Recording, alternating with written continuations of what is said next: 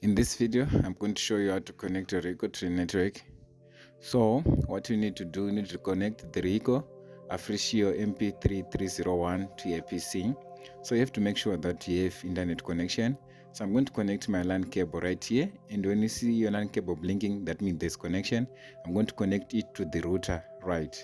And after that, I'm going to go to my settings of my printer. So you need to go to system settings, and after going to system settings, you have to go to interface settings. That's where you're going to find the network settings, and we're going to click on network. Okay, so we're only interested in IPv4 address and the IPv4 gateway address and the subnet gateway address, right?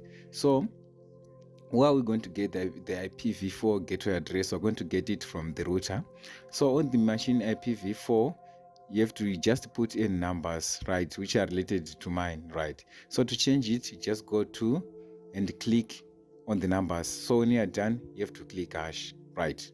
Okay, then on the subnet, please use 255.255.255.0. On the IP address IPv4, you can just put any numbers, right? Because some of the numbers or some of the IP may be used, right? And after that, you have to click exit. Now, all you have to do is to go to the printer features. You are going to print the configuration page.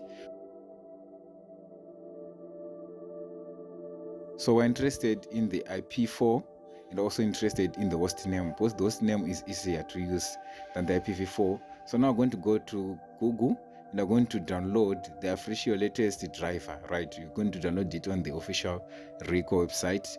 So that's what we're going to do.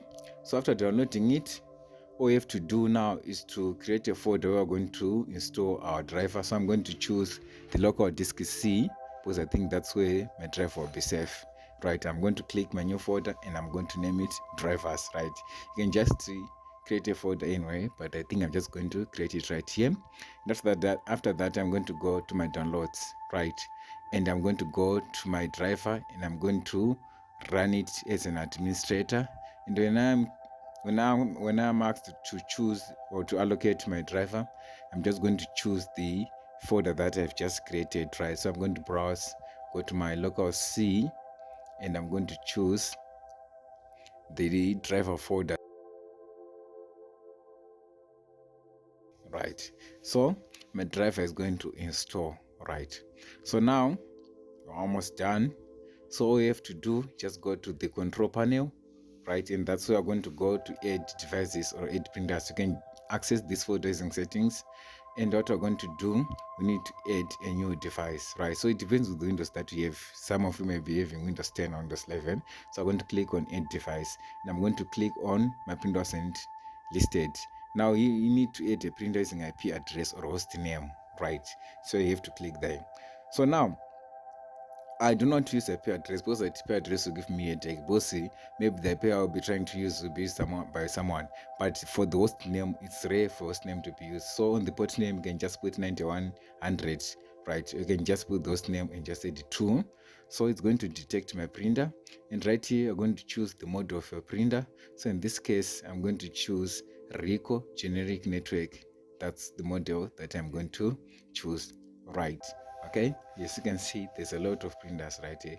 So Ricoh generic network printer, and I'm going to click next, right? So I'm going to click have a disk, right? The reason why I'm doing it is because some of the printers may not be listed, right? So now we need to go to where we have installed our driver, local disk, and I'm going to go to drivers folder, and you have to open it until you see a driver, right? So this is the drive that we need, and now we need to click open, right?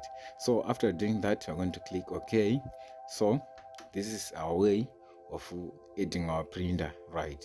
Okay, so this is the drive. As you can see, it's Gestana. So some of you may be worried, it's because Ricoh acquired this company, so it's just the same. So as you can see, we've successfully added our printer. So now I'm going to run a test page, right? So if you run a test page, you're going to see that our printer is now connected to the network, right?